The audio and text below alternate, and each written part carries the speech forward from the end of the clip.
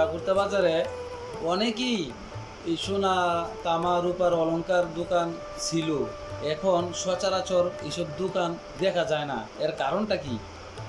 এসব দেখা যাওয়ার না কারণ হলো, আগে যে অনেক ধরনের অলংকার ছিল, ব্যবসাটা অনেকই লাভবান ছিল।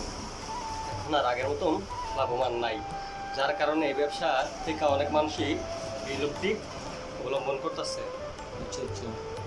কারণ কি, এই ব্যবসাটাতে অনেক বেচা কিনেই নেই, মানুষ লাভবান কি দইব। আগে বেচা কিনা ছিল, প্রফিটই তো লাভ হইতে। এখন আপনার উল্টা হয়ে গেছে, মাল সামানের দাম বাড়ে কিন্তু আপনার এই মাল যেই আমরা বিক্রি করি এটার দাম বাড়ে না।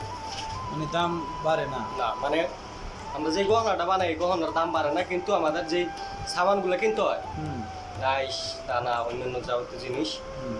তো এগুলোর দামই অনেকটা বাইরে গেছে, যার কারণে ব্যবসার আগের মতন মজা নেই আর আগের মতন ব্যবসা নেই।